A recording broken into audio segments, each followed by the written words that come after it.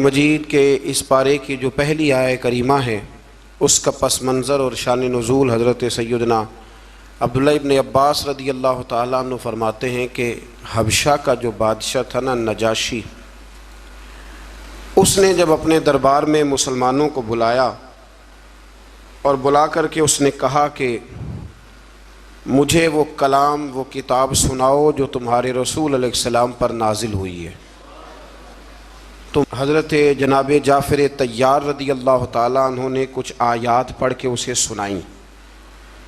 تو قرآن مجید نے اس واقعے کا بیان پہلی آیت میں فرمایا ہے، فرمایا وَإِذَا سَمِعُوا مَا أُنزِلَ إِلَى الرَّسُولِ، جب وہ سنتے رہے وہ جو ہم نے اتارا تھا اپنے رسول کی طرف، تَرَىٰ أَعْيُنَهُمْ تَفِيضُ مِنَ الدَّمْ، تو فرمایا تو دیکھے گا کہ ان کی آنکھوں سے آنسو چھلک پڑے۔ جب انہوں نے وہ سنا جو ہم نے اپنے رسول علیہ السلام پر نازل کیا تھا تو آپ دیکھتے ہیں کہ ان کی آنکھوں سے آنسو چھلک پڑے۔ کیوں چھلک پڑے؟ مما عرفوا من الحق، اس لیے کہ انہوں نے حق کو پہچان لیا تھا، انہوں نے حق کو پہچان لیا۔ سارے دربار پہ سناٹا چھا گیا، نجاشی بھی رونے لگا، وہاں جو راہب بیٹھے تھے وہ بھی رو پڑے، اور اس مذہب کے جتنے پیروکار تھے ان سب کی آنکھوں میں آنسو آ گئے، اور انہوں نے کہا کیا؟ یقولون، وہ کہنے لگے ربنا آمنا، اے رب ہم ایمان لے آئے، فاکتبنا مع الشاہدین، تو ہمیں لکھ دے اسلام کی گواہی دینے والوں میں۔ تو سب سے پہلی آیہ کریمہ ہی جو ہے وہ اس بات کی طرف دلالت کرتی ہے کہ جب حق جان کر کوئی آدمی اللہ کی کتاب کی قرآن مجید کی تلاوت کرے گا، حق جان لے گا، اس تک پہنچ جائے گا، اور جب جان لے گا نا حق تو دل روشن ہو جائے گا، تو پھر اللہ تعالیٰ اسے دل کی نرمی عطا کرے گا، اس کی آنکھوں میں آنسو آ جائیں گے۔ اس لیے صحابہ کرام علیہم رضوان کی جماعتوں میں سے جب بھی کوئی شخص قرآن مجید پڑھتا تھا تو وہ رو پڑھتے تھے۔ حضرت عمر فاروق رضی اللہ تعالیٰ عنہ قرآن مجید پڑھتے ہوئے اتنا رویا کرتے تھے کہ صحابہ کرام فرماتے ہیں کہ وہ محراب میں نماز پڑھا رہے ہوتے تھے، سب سے ابتدا میں وہ کھڑے ہوتے تھے، لیکن جب وہ قرآن مجید پڑھتے ہوئے روتے تھے تو ان کے رونے کی آواز 7ویں صف تک سنائی دیتی، اس لیے کہ وہ جانتے تھے کہ یہ حق ہے۔ پھر اللہ تبارک و تعالیٰ نے سورۃ المائدہ کی آیت نمبر 87 میں ارشاد فرمایا ہے کہ مومنوں، یہ جائز نہیں کہ کوئی اپنی طرف سے حلال حرام کا فیصلہ کرے، بلکہ حلال اور حرام کا اختیار صرف اللہ تعالیٰ اور اس کے رسول صلی اللہ تعالیٰ علیہ وسلم کے پاس ہے۔ تو تم پاکیزہ چیزیں استعمال کرو اور حلال حرام کے فیصلے اللہ پہ چھوڑ دو، جس کو اس نے حلال کہا وہ حلال ہے، اور جس کو اللہ رسول حرام کر دے وہ حرام ہے۔ پھر اسی سورت کی آیت نمبر 99 کے اندر اللہ کریم نے یمین کے بارے میں، یمین منعقدہ کے بارے میں، یعنی قسموں کے بارے میں، جو ہم قسمیں اٹھا لیتے ہیں، اس کے بارے میں بیان فرمایا۔ آیت نمبر 99 میں اللہ کریم نے ارشاد فرمایا کہ کچھ لوگ لغو قسم اٹھاتے ہیں، اس پر تو کوئی کفارہ نہیں، یعنی کچھ لوگوں کی نیت نہیں ہوتی، یہاں مفسرین نے لکھا ان کی عادت ہوتی ہے، واللہ باللہ تاللہ بات کرتے وقت یہ لفظ کہنا، اس کی نیت قسم اٹھانے کی نہیں ہوتی، تو ان پر کچھ کفارہ نہیں ہے۔ لیکن اگر کسی نے ایسی قسم اٹھائی کہ مستقبل میں یہ کام نہیں کروں گا، تب اسے چاہیے کہ وہ اپنی قسم پر قائم رہے، لیکن اگر وہ قسم پر قائم نہیں رہتا تو پھر 3 طریقے قرآن مجید نے بیان فرمائے۔ آیت نمبر 99 کے اندر 3 طریقے بیان فرمائے۔ ایک تو یہ بیان فرمایا کہ 10 مسکینوں کو وہ درمیانے وقت کا کھانا کھلائے،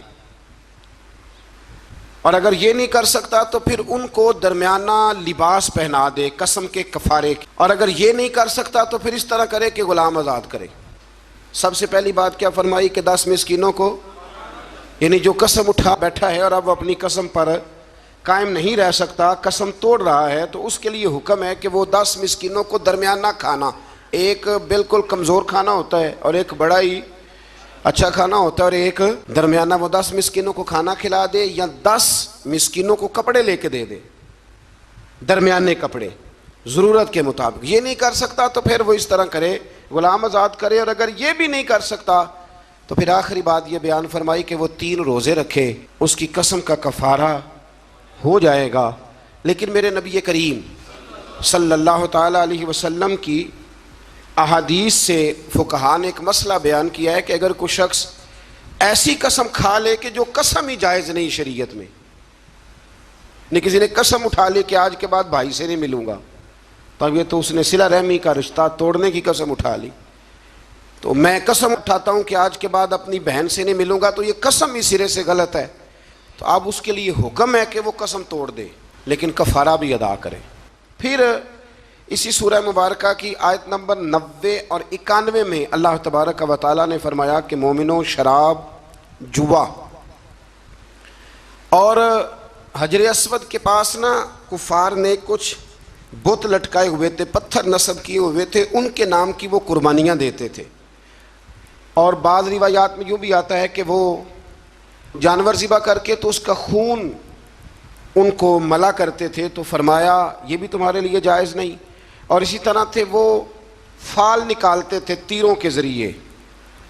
تو اللہ کریم نے ان چاروں چیزوں کو ان آیہ مقدسہ میں حرام قرار دیا ہے اور فرمایا تم نے ان چیزوں سے بچنا ہے، شراب سے بھی اور جوے سے بھی، اور پھر اسی طرح وہ جو نصب شدہ پتھر ہیں ان پر قربانیاں دینے سے بھی، اور یہ جو فالیں نکالی جاتی ہیں.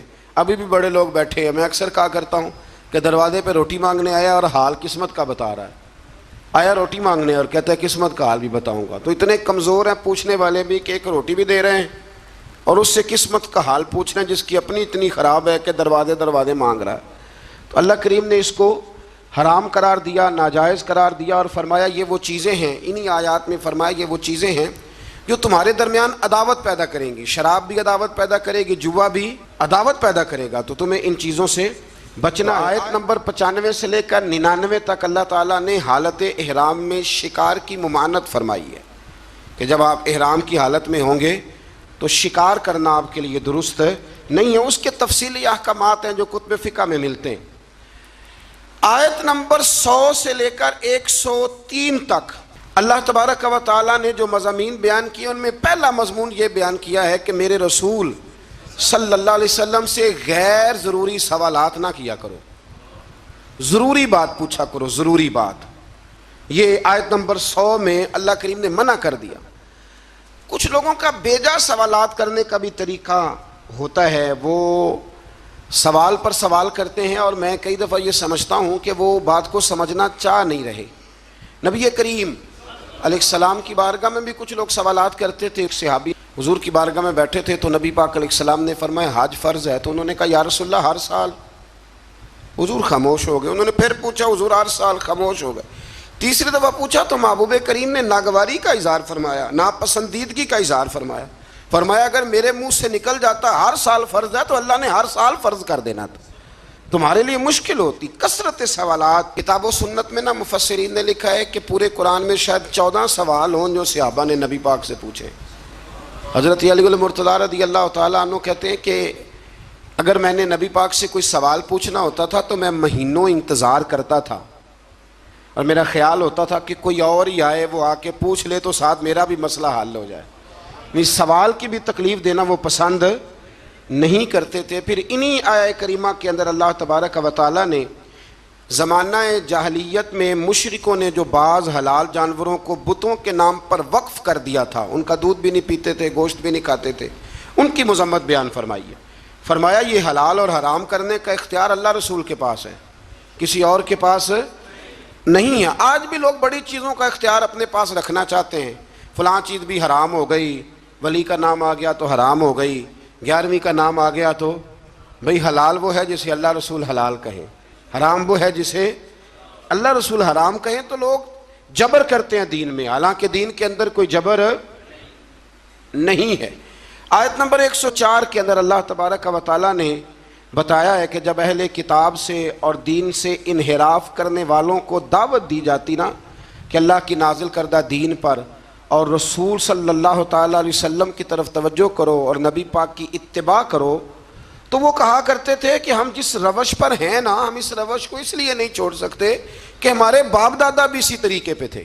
یہ سورۃ المائدہ کی آیت نمبر 104 ہے. جب ان سے کہا جاتا ہے نا کہ آؤ اسلام قبول کر لو، قرآن کو مانو، نبی پاک کی پیروی کرو، تو وہ کہنے لگے ہم اس لیے نہیں کریں گے کہ ہمارے باپ دادا بھی اسی دین پر تھے تو ہم بھی اسی دین پر رہیں گے. جب انہوں نے دین تبدیل نہیں کیا تو ہم کیسے کریں گے؟ تو اللہ تعالیٰ نے اسے کفار کی ہٹ درمی کہا یہ ان کے رویے کی سختی ہے. اگر تو باپ دادا ٹھیک ہوں تو طریقوں پر چلنا چاہیے، اور اگر باپ دادوں کے طریقے قرآن و سنت کے مطابق نہ ہوں تو پھر ان کے طریقوں پر چلنا نہیں چاہیے. اپنے آباء و اجداد کی رسمیں نہیں نبھانی، ہم نے اللہ اور اس کے رسول کے حکم کی طرف توجہ کرنی. ان آیات کے اندر اللہ تبارک و تعالیٰ نے اس بات پر بھی نبی پاک علیہ السلام کو اور صحابہ کو تسلی دی کہ اگر یہ ملحدین، مشرکین اور یہودی کلمہ نہیں پڑھتے تو آپ کا نقصان کوئی بھی نہیں کریں گے.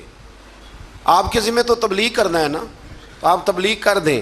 اگر یہ نہیں کلمہ پڑھتے تو نقصان نہیں کریں گے. اسی سے ہمارے مفسرین نے یہ مسئلہ بھی بیان فرمایا کہ عالم کو، مبلغ کو، واعظ کہنے والے کو دین کی بات کر دینی چاہیے، اور اگر اس کی بات سن کے کوئی عمل نہیں کرتا تو اس کا پھر کوئی نقصان نہیں ہے. ماں باپ کو بھی اپنی اولاد کو نصیحت کرنی چاہیے، صحیح بات بتانی چاہیے. اب کوئی اولاد عمل نہ کرے، ماں باپ کو اب اس کی طرف سے کوئی باز پرس نہیں ہوگی. آیت نمبر 106 کے اندر ارشاد فرمایا کہ جب تم وصیت کرنے لگو نا اپنی اولاد کے لیے یا پیچھے مال چھوڑ کے جانے والوں کے لیے تو تم گواہ مقرر کر لیا کرو تاکہ کوئی تنازع کھڑا نہ ہو. گواہ مقرر کرو، اللہ کریم نے حکم ارشاد فرمایا. لیکن بعض مفسرین نے یہ بھی لکھا ہے ان آیات کے حوالے سے کہ جب سے احکام وراثت نازل ہو گئے، اللہ نے خود بیان کر دیا کہ بیٹے کا اتنا ہے، بیٹی کا اتنا ہے، بیوی کا اتنا ہے، بھائی کا اتنا ہے، ماں باپ ہوں زندہ تو پھر ان کا اتنا ہے، تو اب یہ آیات ویسے ہی منسوخ ہو گئی ہیں. اب وصیت کرنے کی کوئی ضرورت موجود نہیں رہی، بات ہی ختم ہو گئی. آیت نمبر 110 سے لے کر 111 میں اللہ تعالیٰ نے حضرت عیسیٰ علیہ السلام کو اپنی نعمتوں کی یاد دہانی کرائی. ان میں سے فرمایا میں نے روح القدس سے تمہاری مدد کی، اللہ فرما رہا ہے. پھر ارشاد فرمایا کہ میری دی ہوئی طاقت سے تم نے پنگوڑے میں باتیں کرنی شروع کر دی، یہ رب بیان فرما رہا ہے. پھر فرمایا میں نے تمہیں کتاب و حکمت دی، تورات اور انجیل کی تعلیم دی. پھر اللہ تبارک و تعالیٰ نے حضرت موسیٰ کو جو معجزات عطا فرمائے ان کا بھی ذکر فرمایا. فرمایا اذن الہی سے آپ مٹی سے پرندہ بنا کر اس میں جان ڈال دیتے تھے، مادر زاد اندھوں اور برس کے مریض شفا یاب ہو جاتے تھے، مردوں کو زندہ کر دیتے تھے، اور بنی اسرائیل کی جو ایذا رسانیاں تھی، تکلیفیں تھی، ان سے بھی عیسیٰ ہم نے آپ کو بچایا تھا. ان ساری باتوں کا ذکر فرمایا. اور پھر آیت نمبر 112 میں اس بات کا بھی ذکر کیا کہ عیسیٰ علیہ السلام کے حواریوں نے ان سے یہ التجا کی تھی کہ اللہ تبارک و تعالیٰ کی بارگاہ میں یہ عرض کریں کہ آسمانوں سے ہمارے لیے تیار کھانا نازل کرے، یعنی کھانا اور وہ بھی تیار. اللہ تیار کھانا ہمارے لیے نازل کرے، اس سے ہم کھائیں گے، ہمیں قلبی اطمینان ہوگا. تو عیسیٰ علیہ السلام نے دعا کی کہ اے اللہ، اے ہمارے پروردگار، ہم پر آسمان سے نہ کھانا نازل فرما تاکہ وہ ہمارے اگلوں کے لیے بھی عید کا دن بن جائے اور پچھلوں کے لیے بھی عید کا دن بن جائے. کھانا نازل ہو جس دن، اس دن عید منا لینی چاہیے. تو جس دن نبی پاک دنیا میں تشریف لائیں، یعنی کھانا آ جائے تو عید بن سکتی ہے. سورۃ المائدہ پڑھ رہا ہوں. روٹی آئے تو عید بن سکتی ہے، اور اگر اللہ کے رسول تشریف لائیں تو ہمارے بزرگ تو کہتے ہیں نثار تیری چہل پہل پر ہزاروں عید ربیع الاول، سوائے ابلیس کے جہاں میں سبھی تو خوشیاں منا رہے ہیں. اس کے بعد اللہ تعالیٰ نے اگلی آیات میں نا بنی اسرائیل پر، نصارہ پر، عیسائیوں پر حجت قائم کی ہے، دلیل. اور کمال کی بات ہے، یہ وہ آیات ہیں کہ جن میں بندے کی روح نعرہ لگانے کو پہنچتی ہے، اور ایسی دلیلیں ہیں کہ جن سے انسان صحیح معنوں میں جوش اختیار کرتا ہے. اللہ کریم نے نصارہ کو فرمایا کہ اے عیسیٰ، نصارہ کو حجت قائم کرنے کے لیے فرمایا اے عیسیٰ، کیا آپ نے لوگوں کو یہ کہا تھا کہ مجھے اور میری ماں کو اللہ کے سوا خدا بنا لینا؟ اللہ کریم نے حضرت عیسیٰ علیہ السلام سے کہا. فرمایا یہ جو کہتے ہیں کہ حضرت عیسیٰ اللہ کے بیٹے ہیں تو آپ نے کہا تھا؟ تو یقیناً پھر جواب یہی ہے کہ جناب عیسیٰ نے کہا نہیں تھا. تو جناب عیسیٰ اگر یہاں کہہ رہے ہیں کہ میں نے نہیں کہا تو قیامت میں بھی وہ یہی کہیں گے. تو پھر جو باطل نظریات والے لوگ ہیں، باطل نظریات والے، اسی طرح کا معاملہ آج کل بزرگوں کے ساتھ ہوتا ہے. بزرگوں نے کہا تھا کہ ہمارے جو مزارات ہوں گے ان پہ آ کے تم لکی رانی سرکس لگا لینا. کہا کسی بزرگ نے وہاں کے میلے ٹھیلے کرنا. بلکہ ہمارے ایک بڑے معتبر عالم ہیں، انہوں نے ایک بات سنائی، وہ میرے دل میں بیٹھ گئی. کہنے لگے کہ ایک بہت بڑے عالم تھے تو ان کا شاگرد کسی آستانے پہ مرید تھا. تو وہ جب جانے لگا نا عرس پہ حاضری دینے کے لیے تو وہ استاد صاحب کہنے لگے بیٹے وہاں غیر شرعی حرکتیں ہوتی ہیں، تم نے کیا جانا ہے؟ بزرگوں کے دربار پہ، تم رہنے دو، نہ جاؤ۔ بچے نے ضد کی کہ نہیں، میرے ابا جی کا بھی پیر خانہ ہے، میرے دادا جی کا بھی تو میں نے جانا ہے۔ تو استاد صاحب نے نا ایک رکا لکھ کے دیا، فرمانے لگے بیٹے جب وہاں پہنچو نا بزرگوں کی قبر پہ رکھ دینا، پڑھنا نہیں، اور واپس آنا تو اٹھا کے لانا۔ انہوں نے جواب کیا دیا ہے؟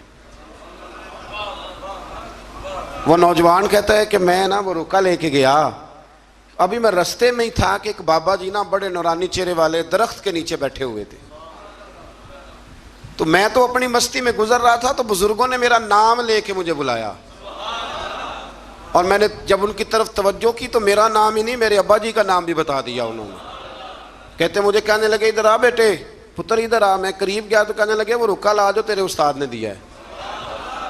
کہتے میں روب اتنا طاری ہوا کہ میں بول ہی کوئی نہ سکا، رکا میں نے بابا جی کو دے دیا۔ کہنے لگے پتر عرس پہ جا، فارغ ہو کے نا واپس جانا تو رکا مجھ سے لے جانا۔